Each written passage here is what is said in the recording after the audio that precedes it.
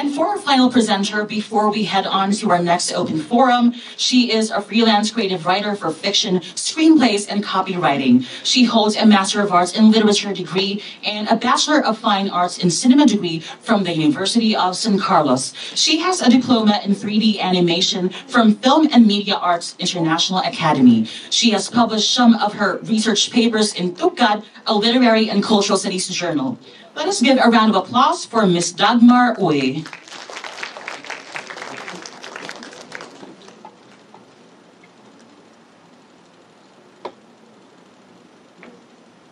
Hi everyone, good morning. Thank you for joining us today in the celebration for Visayan food. So far we've talked about our local food, how it's represented our people, and how it has evolved throughout the regions. So let me take this time to discuss food in a creative writing perspective. So my paper is entitled Visayan Food as Plot Devices in Different Forms of Philippine Literature. So, talking about universality, at this point in time, living has been characterized greatly by difference. So, ironically, as things become more accessible to us, our days have become more complex. Our individual purpose is highlighted. Our purpose is highlighted by our individuality. However, there are always some things that stay constant. Things that matter and things that are always shared, like food. So food, literature, and life, they all have structure and they all have form. And these are elements of living that allow us to describe or sort of just encapsulate human experience. And it is perspective which directs the course of a narrative, something also that we humans have kept tradition over time. So perspective maintains a sense of consistency and is also an important tool for determining narrative motivation. So in writing fiction, this usually involves carefully linking and relinking concepts into a certain structure in order to effectively communicate meaning to an audience. So one effective way that writers can effectively communicate meaning is through the use of plot devices. And specifically, it is a storytelling tool or technique used to propel a narrative forward. They can be big, like overarching themes that carry on from the beginning of the story to the end, or from the beginning of a series of books to the end, or they could be small and situational and just small events that push the narrative forward. They can also happen at almost any time in the story. So plot always deals with causality, which is how one event leads to another, and it is always chronological. So plot devices enhance a story's potential, and when it is executed properly, it provides very deep satisfaction for the readers. In an opposite way, if a plot device is just thrown in any part of the story without anything being tied to it, it could feel like unearned. So plot devices can be material. They could be a character or an object. For example, in fantasy, we use like the object of power, or it could also be immaterial. So like situations. Some of the more popular plot devices are flashbacks. For romance, we have the love triangle. There's also the quest, the cliffhanger, the foreshadowing, and the plot twist. So, in light of this conference's theme, this analysis will explore the use of Visayan food as plot devices in different forms of local literature. So the method for this analysis is a comparative analysis. It is an interdisciplinary study of texts across cultures and is concerned with patterns of connection in literature across time and space. And it was established in the late 19th century, permitting readers and critics a fuller, more globalized experience of once unavailable text and a wider scope for analysis. So again, the anchor is the use of Visayan food as plot device in three selected stories that vary in form and determine how they propelled and shaped their respective narratives. So the first is a short story, Ang Bakakon by Vicente Soto. Um, so short stories are brief, thoughtful, and they evoke a sense of urgency that usually involve accomplishing the main character's goals and revealing their fate very quickly. So for the premise,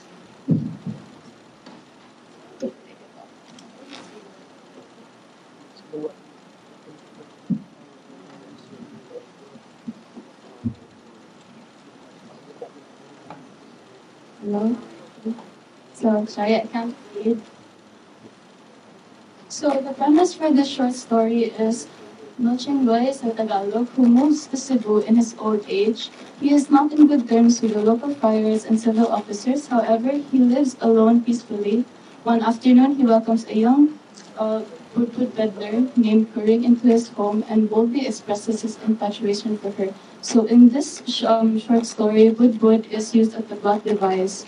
And because Nolchengloy uses it as an excuse to see Kuring, it also functions as an alibi kind of plot device.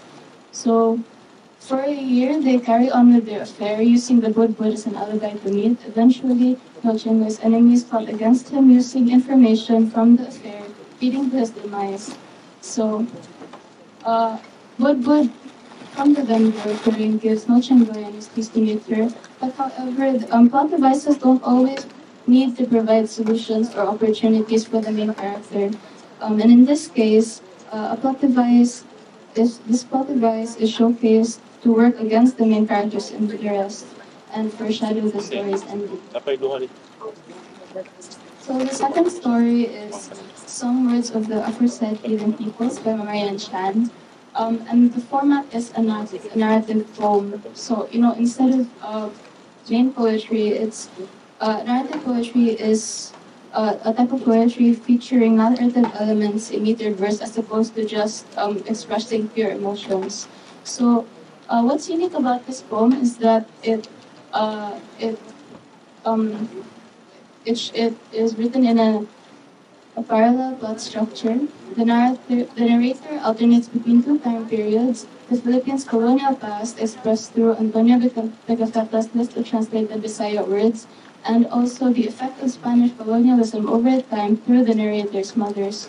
So the plot devices in this narrative poem are rice and kamunggay. So in the second part of the poem, when consuming these dishes in such an aggressive manner indicates the mother's future health condition. So here, shoving spoon after spoon of rice and kamunggay leaves into her mouth, she feared that my mother would dream hungry. So kamunggay is used as also a metaphor to fulfill hunger. And also for this, in the second example, in the fourth and final part of the poem, which isn't shown here, the narrator's mother recalls her past, awakening with leaves in her throat and Bisaya in her teeth upon every retelling. So again, food functions as a replacement for lost words and a potential cure for remedying the fractured identity.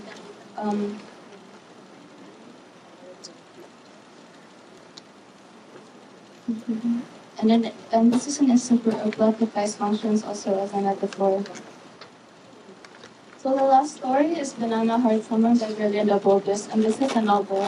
The premise is that young Nanita is inspired by the myth of the banana heart as she recalls her last summer in Remedios Street.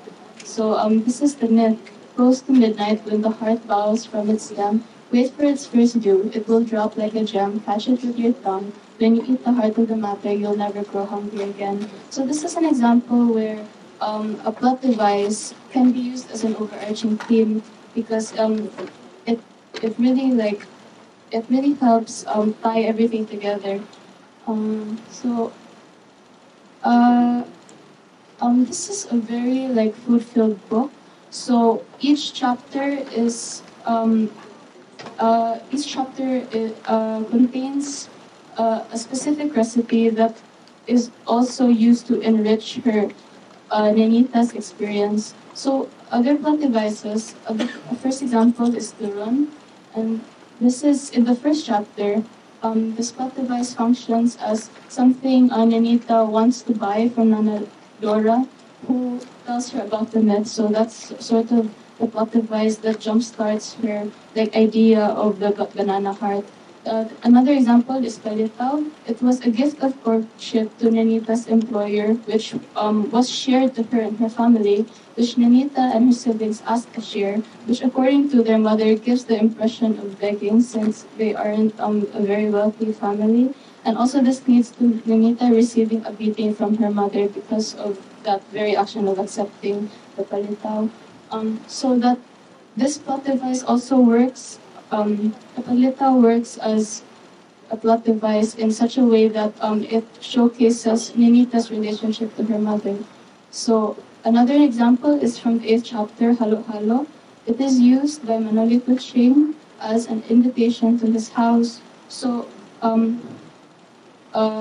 Halo, which literally means mix in Bisaya, is also an extended metaphor of how Nenita would feel about the whole situation as well as about being around Manolito Ching. And lastly, Dinuguan from the 24th chapter is also used as an extended metaphor to reveal a character, Manolito Ching's mother, who is an ill-tempered, demanding woman, busy preparing dinner for her husband's business associates. So, together, all of these examples provide an episodic look into Nenita's life. So to end this, these small descriptions of food all provide a sensory experience which each of us have a different opinion on, but also dealing with flavors and aromas. They allow us to like also assess our own preferences, and they also provide insight on like how we can grow as people. So in an attempt to fill out the gaps in our minds as well as the gaps in our culture and our relationships with others, references to Visayan food can be understood beyond symbolic or utilitarian manners.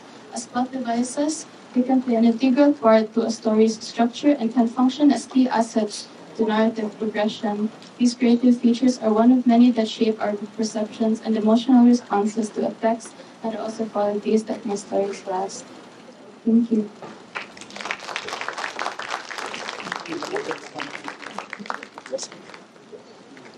Thank you very much, Ms. Dagmar Uy. And now for our open forum, may I ask presenters please to come on stage? Inatay seats, please. Thank you. Sir Genesis. Thank you. So if anyone from the audience has a question, please raise your hand. A student will come to you with the mic. Si Troy. Troy, please go sa mic. Then state your name, your profession, your university, and to whom your question is addressed to.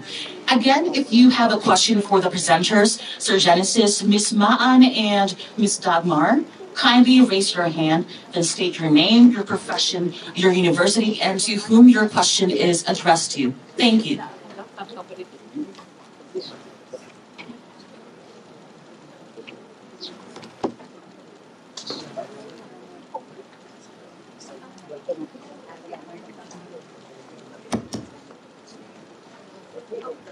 Hello. Ngayong aga. Ang question ko para sa kay Miss Maan. Ilonggo ako eh. Ilonggo, maningpod ko. Curious ako, ano ang kasi kakanin is Filipino word. So later na lang yan na-absorb natin na naging a part na ng ano. So ano ang old Cebuano word for kakanin?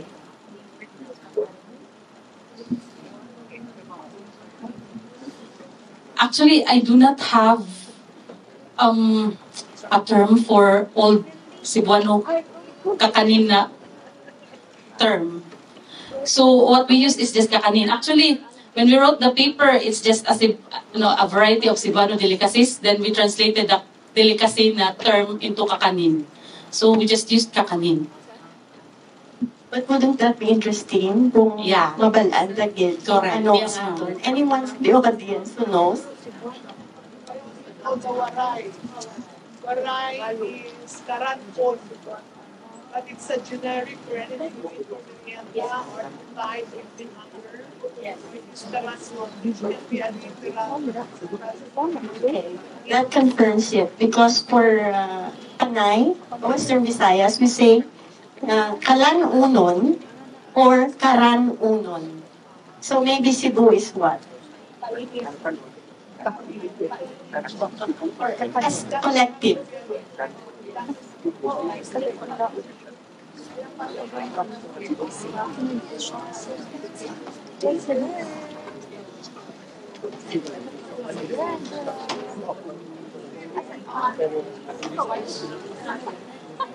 So thank you very much, Miss, for your question, and also for Miss Maan and for the audience for answering the question.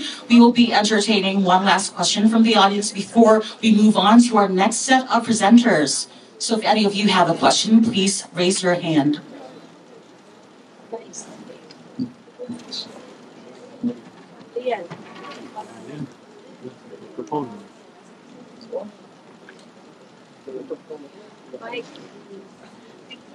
Hello, good morning, and thank you for wonderful presentations from our speakers. No, this question is also addressed to Mamaan because in one of your presentation you mentioned something about a lexicon. So I was actually looking forward to knowing the different lexicons of the different delicacies that you've mentioned. For example, katong pinasubo or budbud. So, asa siya gikan? Say, i-trace na tong origin ba? So I'm also interested to know that. Although you presented later in your presentation the different photos and pictures, are these included in your final paper? You know, the origin of the different delicacies. Thank you. Yes, ma'am. So it's a table, and then you have the name of the kakanin or the karanton, then the place of origin, and then the description of the delicacy. Thank you. Thank you very much, Ms. Magno, for your question, and for Ms. Maan for answering the question. So I'm requesting the presenters to please stay on stage because I'm going to be calling Dr. Hope Sabanbanyu for the awarding of your certificates. Certificate of Appreciation is awarded to Genesis Bedyo, Maan Asuncion, and Dagmar for with the titles of their presentations as presenter during the Food for Life Lessons from the Garden Conference held at the Safa Theater, University of San Carlos, Balamban Campus, Cebu City on November 16 to 18, 2023, signed by Dr. Patrick Chan Lim, Project Director, and Father Jasuraj Antonia Pen, SDD, PhD, Vice President for Academic Affairs.